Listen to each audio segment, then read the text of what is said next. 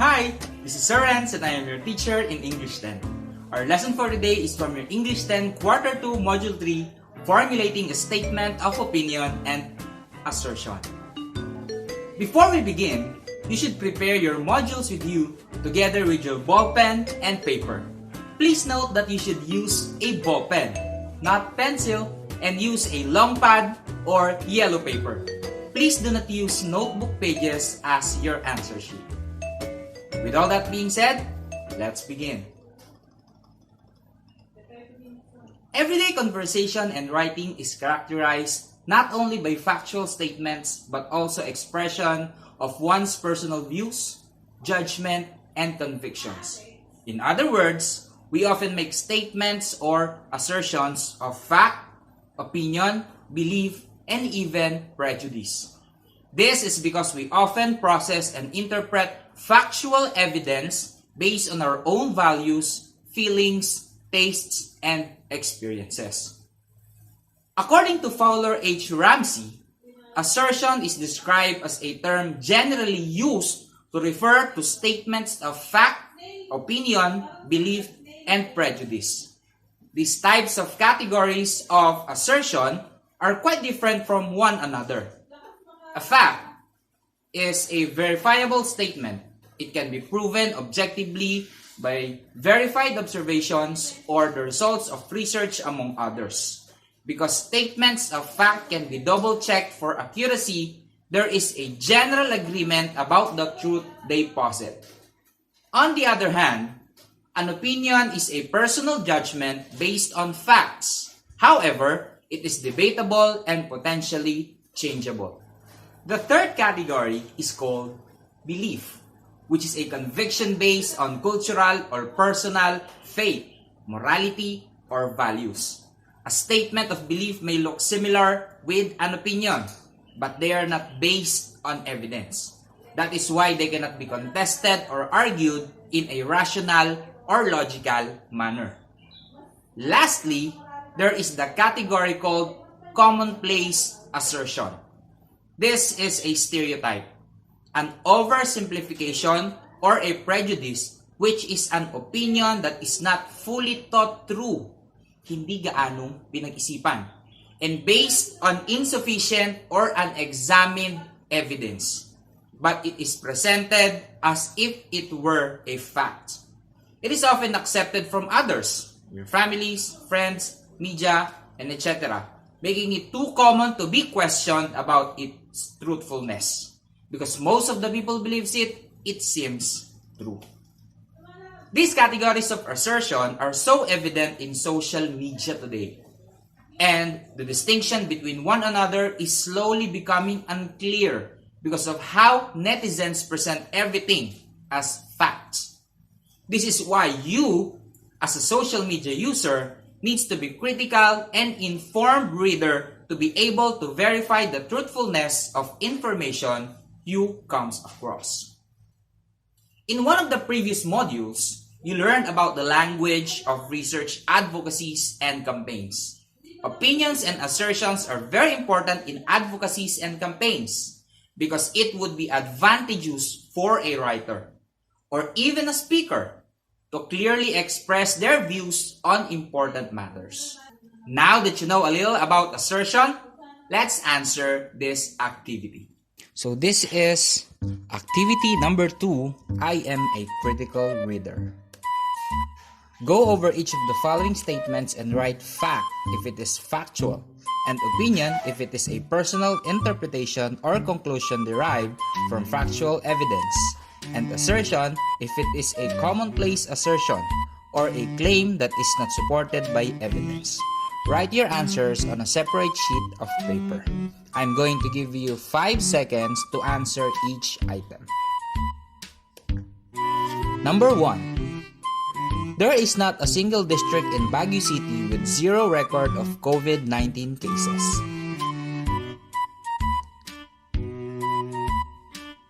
If your answer is fact, you are correct. Number 2.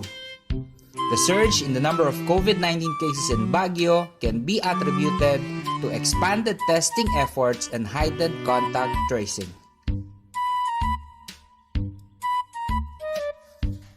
If your answer is fact, you are correct. Number 3. To ease the worsening poverty caused by the pandemic, livelihood projects for poor families are a better solution than cash subsidies.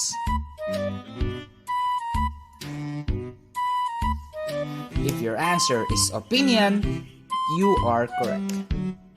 Number 4.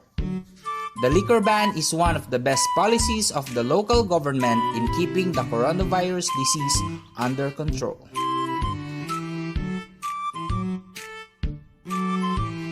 If your answer is opinion, that is correct.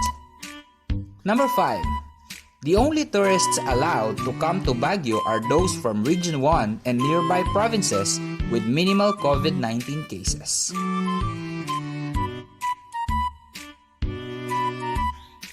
If your answer is a fact, you are correct. Number 6. Tourism always solves the financial woes of every major city in the entire country.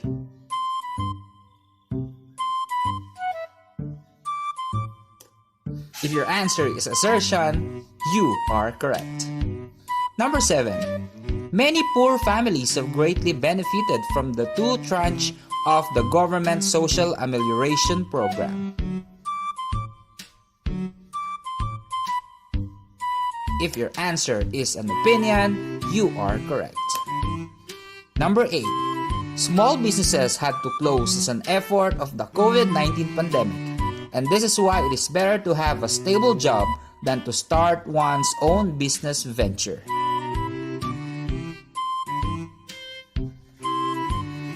If your answer is opinion, you are correct. Number 9.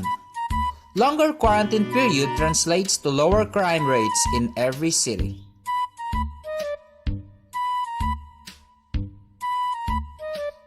If your answer is assertion, you are correct. And number 10. In times of global crisis, men are better leaders than women.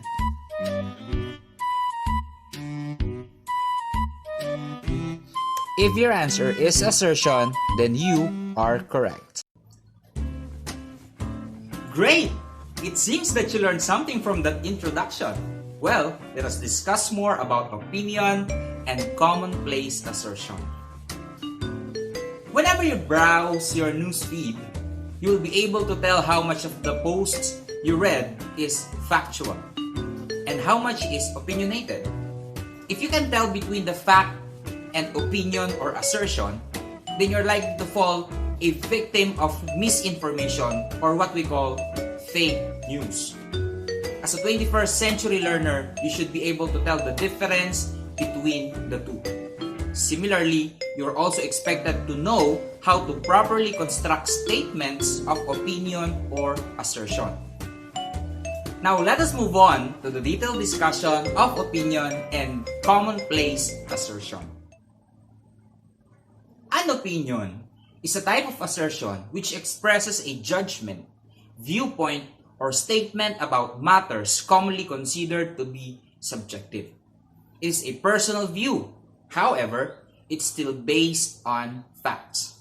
In other words, it is an honest attempt to draw a conclusion from factual evidence and not a mere statement of one's belief, preference, or prejudice. For example, the president is the worst leader the country has ever had. An opinion statement is composed mainly of a debatable topic and a focus. Example, the specific feeling or belief the writer or speaker has about the topic. It can sometimes be distinguished from other constructions because it often uses qualifying words such as almost, usually, maybe, probably, often, some, most, and in most cases. It does not have to be explicitly stated using the words I think or in my opinion. Take, for instance, the sentence, most public schools are ready for distance education. The word most makes the sentence an opinion that is easier to support. Opinion results from ambiguities. The more ambiguous the statement, the more difficult it is to verify, and so they are open to disputes. There are three categories of opinion statements, namely, number one, statement of truth. It is an opinion that something is or is not the case. For example, with the minimal number of COVID-19 cases in the city, Baguio City clearly has more effective contact tracing methods than most cities in the country.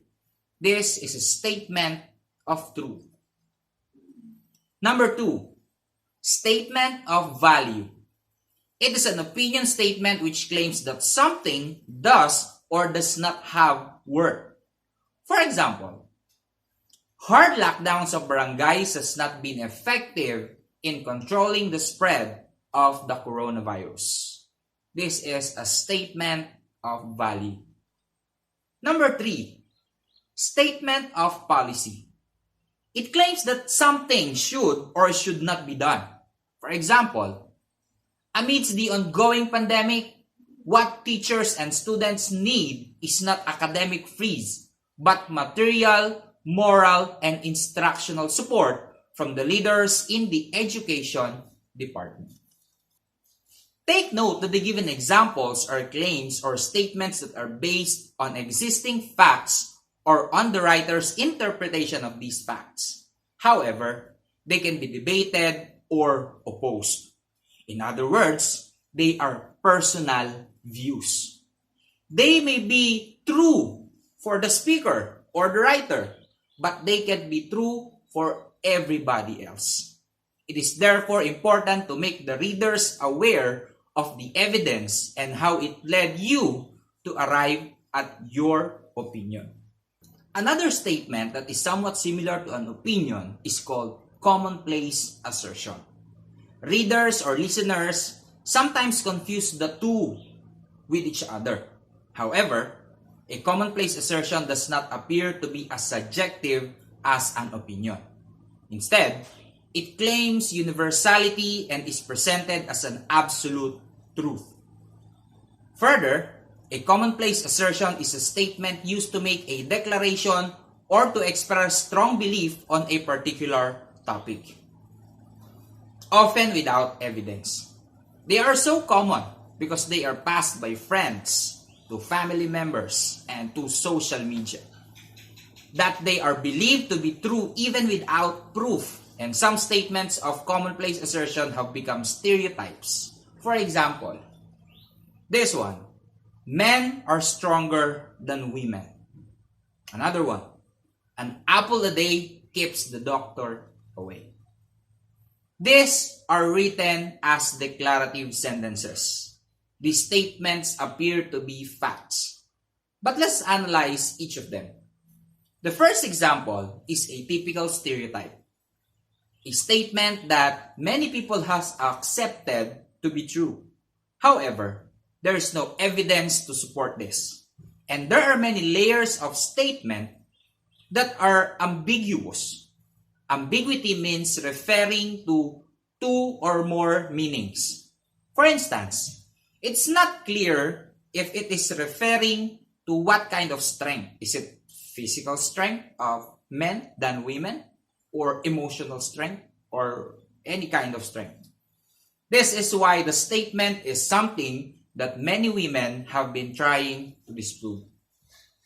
As for the second example, many people have also accepted that this is a fact. But actually, this is not clear how an apple can keep someone so healthy that she wouldn't need to visit a physician anymore. Moreover, it is still possible that someone who eats apple every day would get sick and will need to visit a doctor. It is clear from these examples of commonplace assertion that readers need to be critical about the information they read, so as not to assume that these unfounded statements are absolute truths. Similarly, writers need restraint in presenting their prejudices and opinions as factual statements. In other words, personal views should be presented as opinions and not as stereotypes or even facts. By this time, you should be able to distinguish between facts and opinions or assertions. Please pause this video and then read the article on social media and education. Then play the video again after reading. While reading, try to identify the opinions that are presented here and write it down. You may pause the video now. The article that you have read from your module is evidently an opinion piece because of the use of the pronoun I and the statements of opinion that abound in the text. And as mentioned earlier, opinions are personal judgments based on available facts, which is why there are also proof or evidence in this commentary. But how many opinionated statements or assertions were you able to find in the article? Here are some of them. And if you identify the following, then you are a critical reader. Banning its use in schools will greatly affect meaningful interactions inside and outside the classrooms. That is one. Group chats are a necessity to keep them updated of upcoming classroom activities and requirements. It refers to the students, the group chats of the students. Next one. Social media could be a two-edged sword. It uses the word could. And number 4, the last one. There are gains and losses in the unabated use of social media. So those are the opinionated statements or assertions that could be found on this article that we have read earlier. Can you give this opinion commentary a rating? Just choose from one of these emojis that represents your rating. Draw it on your answer sheet. Now, I think that you are all knowledgeable about recognizing fact, opinion, and assertion. You can also distinguish opinion and commonplace assertion from fact. And later on, you will be able to formulate statements of scheme, of major, or central ideas.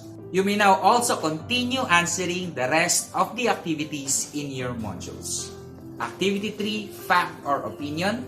Activity 4, my 2 cents worth.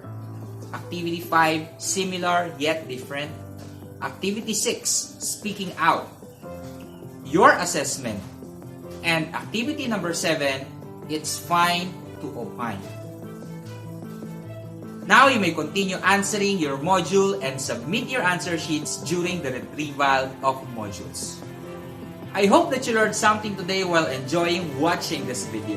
Once again, I am Sir Renz, Sulong Edukalidad.